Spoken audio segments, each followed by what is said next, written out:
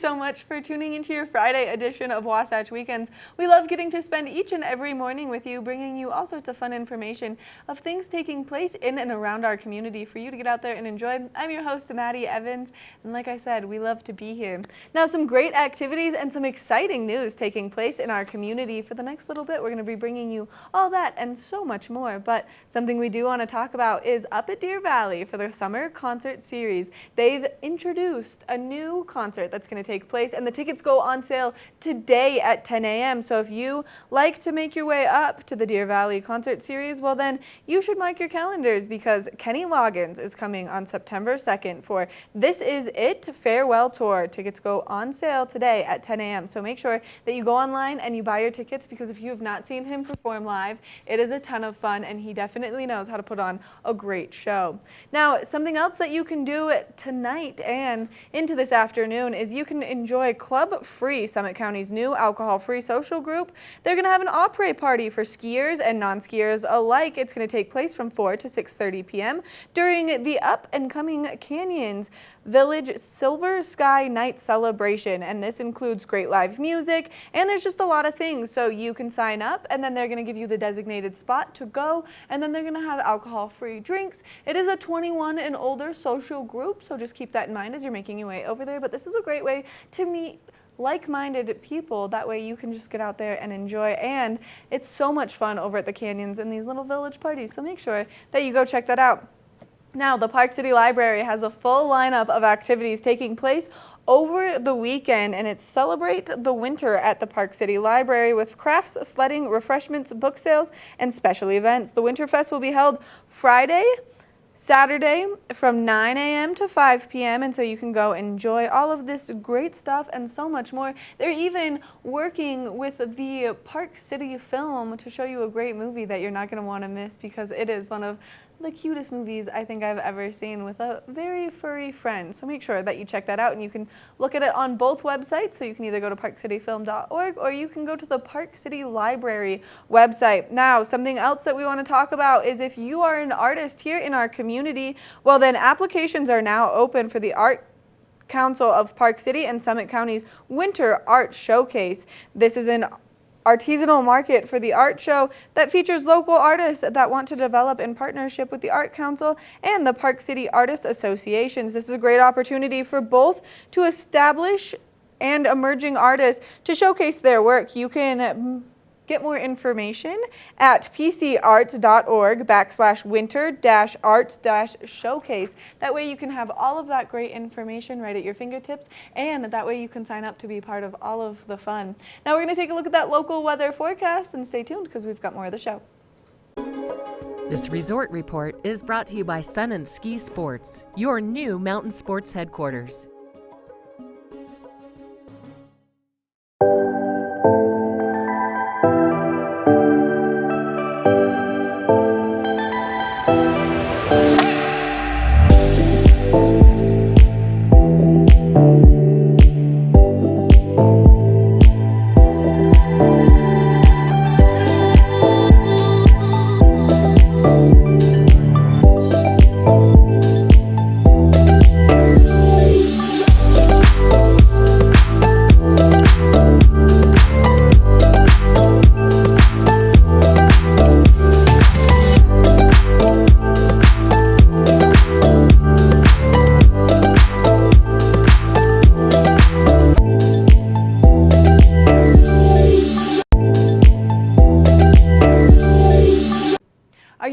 Something fun this weekend? Well, Park City Film could be your answer, and we've got Katie Wang joining us to talk all things Park City Film and what they've got going on. Thank you so much for being here, Katie. Thanks for having me. It was great to be here. Now, Sundance was crazy. You guys just kind of wrapped up Sundance and Slam Dance. I'm just going to ask really briefly, how was it? It was great. It was really fun to have, of course, everyone back in the theaters after basically 2 missed festivals because they were online, but really 3 years of not having people crowding into our theaters and into our community as they have in previous years. So lots of great films, always some kinks along the way as everyone's trying to remember, like, what is this festival all about? Like, how do we manage 40,000 people coming through our theater in a week? But a lot of fun, lots of joy. and just lots of great stories on the big screen. So it was amazing to have them back. And we're looking forward to next year when hopefully things will be a little bit more normal and returning to the crowd sizes that we're used to in years pre-COVID.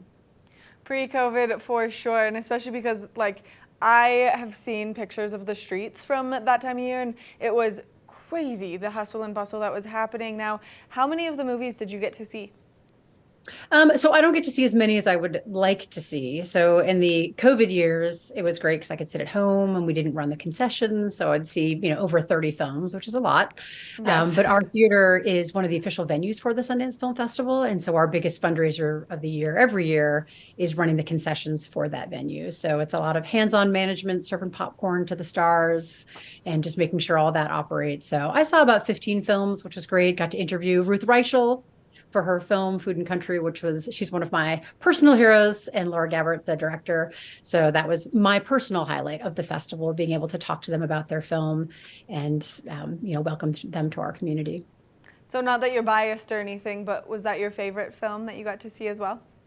Well, they're all very different. It's hard to pick a favorite. It's kind of like picking your favorite child, right? They've all got great little personalities and little differences that you love about them. I love Food and Country just because that's something that I'm personally very interested in, food sustainability and equity. I also loved Persian Version, which is a completely different film, but just that celebration of Persian culture. The actress that plays the lead role is just amazing, is kind of new to the scene. It was interesting to hear other people in the industry talking about the films, that being one of them.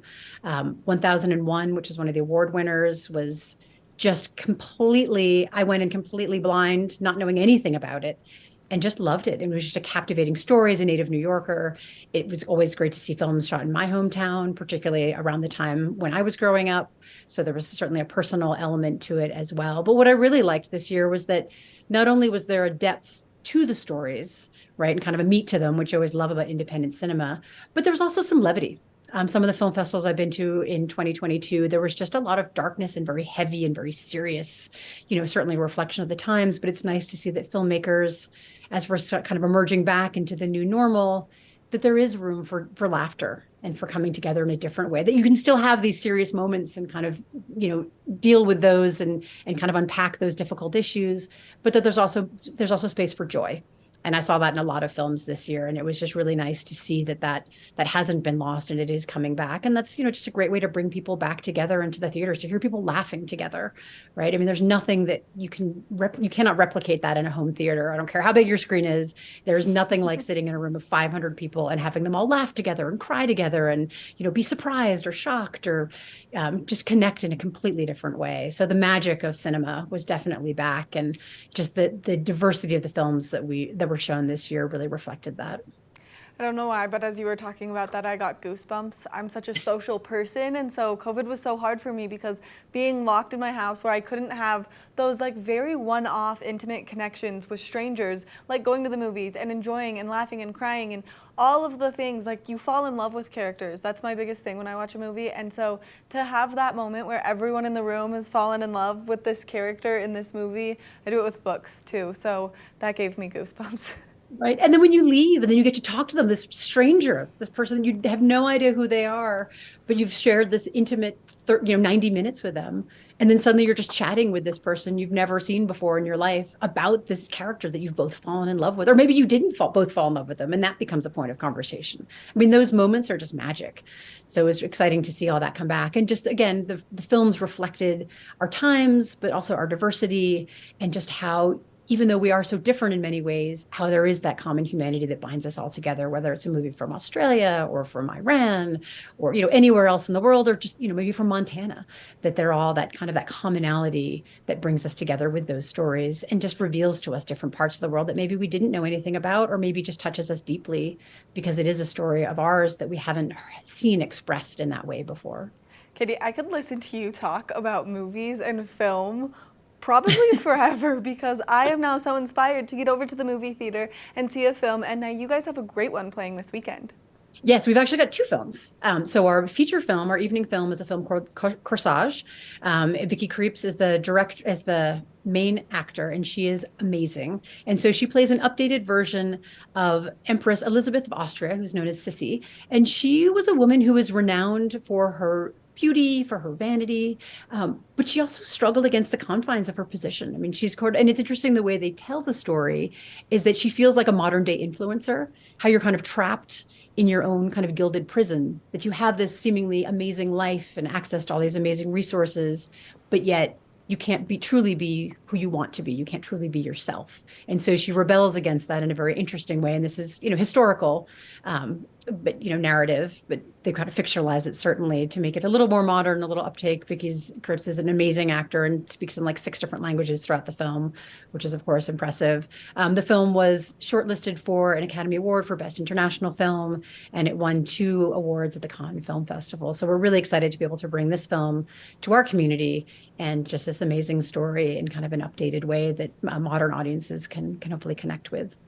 I just watched the trailer for it, and it seemed like one of those ones that at first I was like, oh man, what's happening? And then as I watched it, you do see those like little characteristics of her where she's trying to show her personality, even though she is in this limelight that she doesn't necessarily particularly love. And so I think that's going to be a great film. Now, if people want to see Corsage, when can they come see it?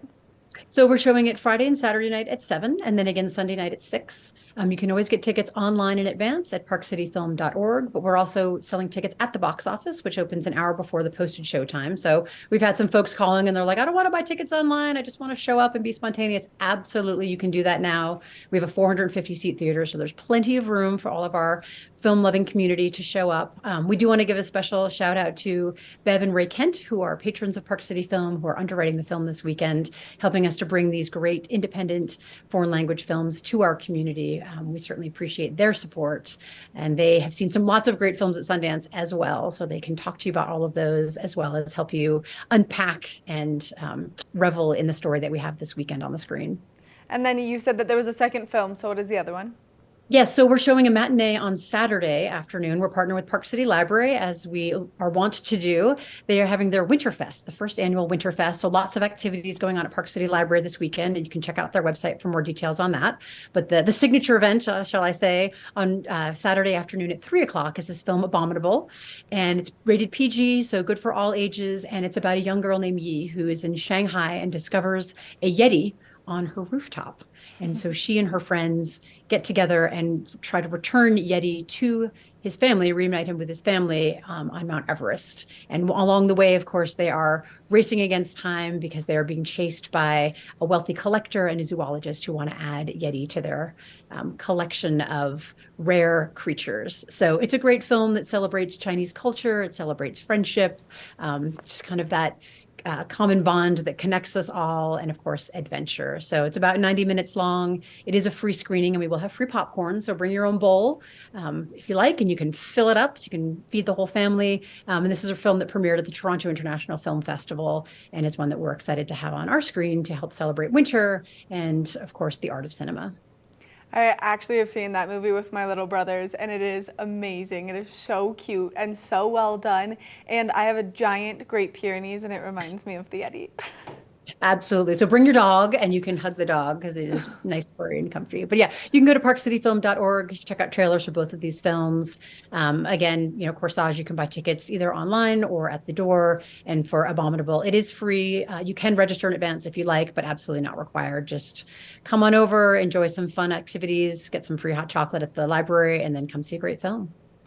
I love all of the things that you guys do here in our community. Now, I just have one other question for you. When you're selecting films for these wonderful showings that you're doing, how do you do so? Now, you had some people that helped you bring in Corsage, but other than that, what kind of process do you go through to select the films? So I do go to a number of different film festivals, Sundance, of course, being one of them, to preview films that I think might work with our community. Of course, read the trade papers, see what's going on. What are critics liking? What are they not liking? There are some filmmakers that I follow just because I happen to like their style of filmmaking. But what's interesting as a programmer is there's my personal taste in film. I tend to like obscure French films. That's just kind of my thing. But I'm also programming for our community at large. So when I see a film that's about adventure, something that's about people, we kind of joke in our board meetings about people freezing on the side of a mountain, right? If you see like a Free Solo or a Maru or something that's really about celebrating that spirit of adventure that really is so strong in our Olympic town here in Park City, I know immediately that those films are worth a second look because that's going to resonate with our folks here and what's going to bring people together. And then really what's going to elevate the conversations going on in our community. Is it about environmental conservation? Is it about diversity?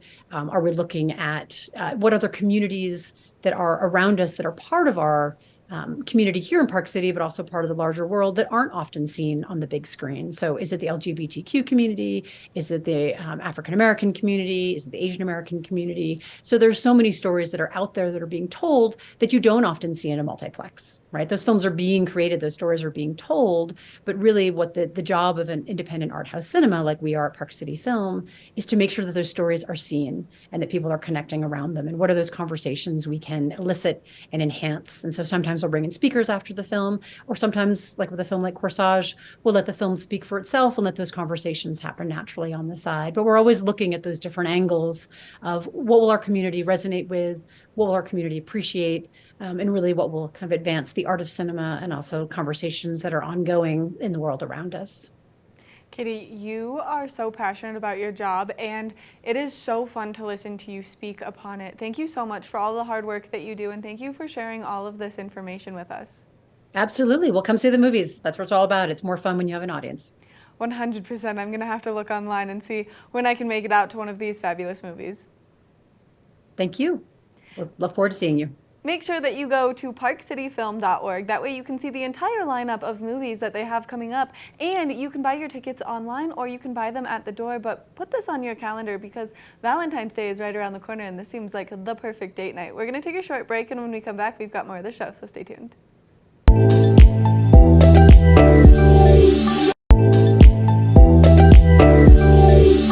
Do you love country music? Well, Rolling Stones is calling her the artist to watch. We've got Hannah Ellis joining us to chat about some of her new music. Thank you so much for being here, Hannah. Thanks so much for having me. What a huge accomplishment to have Rolling Stones call you the artist to watch. How do you feel about that? Oh my gosh. I mean, what an honor. That's a magazine that we've all looked up to and read and heard from our whole lives. So to have them call me an up and coming artist is pretty awesome. You've been in the music industry for a very long time, and you've been behind the scenes for a lot of it, writing songs for incredible people. So what was it like making the transition from songwriter to singer? You know, it was so funny because while I was writing songs predominantly focused on getting outside cuts for other people, the whole time I'm doing that, I would come across a song and I'd be like, oh wait, that feels like it should be mine. Like, I don't know if I want anyone to sing that. And so I kind of started creating this little pile of songs. And so in like maybe 2017, I decided to release my own music and just never looked back. But you just had a brand new song come out. People can hear it on the radio, Country Can. What inspired you to write this song? You know, Country Can was written while we were on a retreat writing for my record at the beach. And we were talking about the fact that we didn't have an anthem yet. Like, my record didn't have that song that people could just sing back to you. And we started talking about country music and what it's capable of and what it can do for us and the way it brings us together and it creates new friendships. It's what we fall in love to. It's what heals our broken hearts. And so the song just kind of became this love song to country music and country radio. And of course, you have a new song coming out that's perfect for Valentine's Day. And it's about someone else's heartbreak, and that's the title of the song as well. Yeah, you know, it's funny because I've spent a lot of really nice Valentine's Days in the past few years because I'm married and I've been in love for a while, but being able to kind of go back and revisit those feelings of experiencing that and going through those heartbreaks was really special. You know, my little sister called me when I was walking into a co-write and told me about her boyfriend breaking up with her. And that was really the inspiration for this song, is just that it's easy to tell someone how to get over a heartbreak when it's not yours. Right, and it's that time of year where people are going to feel it maybe a little bit more past heartbreaks. Right. And so to have a song to just like melt into, right, is something that we all look for because music is one of the best therapies. And so you are like secretly a therapist. I would say some of my friends would say I'm not so secretly a therapist. Right, you're a very public I think therapist. I think that is what is so special about music, and you know, I'll even say country music specifically, is that it speaks straight to the heart, and it's so authentic, and it makes us feel seen. So, what has been your biggest highlight moment through this new phase of your career? Because you started releasing music in 2017, and now we had like COVID and everything else happened, but now you're back at it and you're about to have an entire album come out. So, what's been the highlight moment? It would be hard not to say the first time I heard my song on the radio. My husband and I, we looked kind of like homeless people. We had just gone to get lunch somewhere and pick it up and take it home. And we got in the car and turned on the car. And I was like, did I leave my phone plugged in or something? Because it was my song playing. And we looked at each other, we were like, no, oh my gosh, it's on the radio. And that was just epic. Now, this is one of my favorite questions to ask people. Who were your music inspirations while you were kind of stepping your foot into the music world?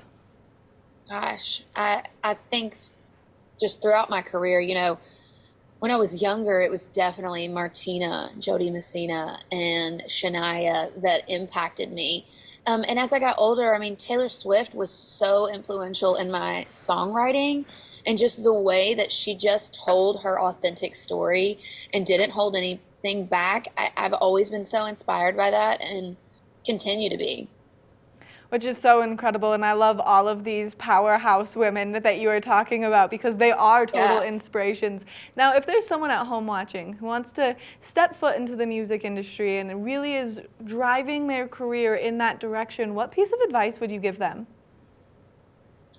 I would just say tell your truth, be honest in your music and meet people where they're at. If you're in a fun season of life, have fun in your music. If you're heartbroken, write about that. Because I think that's what it is about music. It draws us all together because it's something we can listen to and go, oh, wait, same.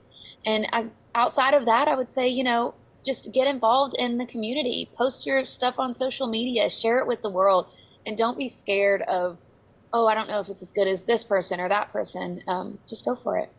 Where was the first place that you ever sang in front of an audience? I was in a singing contest when I was 11. I would say I probably sang at church before that, but I guess I would, if I'm thinking of like really performing, I was in a singing contest when I was 11, and it was like in my hometown at the local like football field on this big trailer they turned into a stage. And I can just still remember it, which is so funny. But it was just really impactful, and I knew that I felt comfortable up there. Which is so incredible because look at where it has led you now. I mean, having the Rolling Stones, which is, one of the most popular music magazines out there, say that you're the up-and-coming artist to watch is so incredible. So congratulations again. And now, if people are looking to get your new album, where can they find it? Anywhere you listen to music, I have music available and music coming. Definitely if you're on Spotify, Amazon, Apple, you can follow that page there and that music will come to you as soon as it's released. So you'll get it first. And then social media, of course, Hannah Gray Ellis is my handle on Instagram and TikTok, and then Hannah Ellis on Facebook. So follow along on the journey. Hannah, thank you so much for taking the time to chat with us, giving us all this great information, and thank you for writing a country music anthem that everyone can sing right back to you, like you said. Thank you so much for having me. Make sure that you check out Hannah Ellis on any of the platforms that you stream music because her music, her voice, it's all amazing. And to hear her story from transitioning from a songwriter to a singer is amazing as well. We're going to take a short break, and when we come back, we've got more of the show.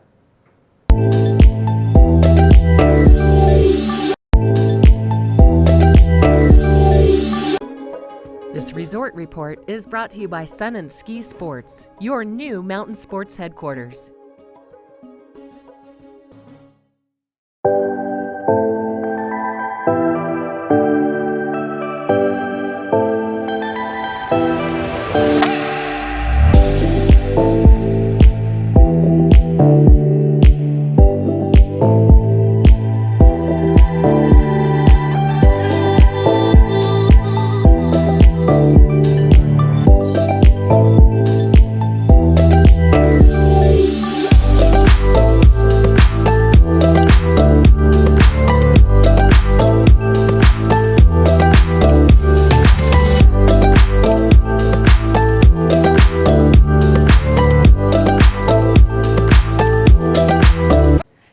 so much for tuning into this Friday edition of Wasatch Weekends. I've been your host, Maddie Evans, and we love getting to be here each Friday, Saturday, and Sunday morning to help you get in the know before you go participate in any of the fun activities that we have in and around our community. Make sure that you get out there and you hit the slopes because we're surrounded by such beautiful ski areas, and so I cannot wait to see you tomorrow morning.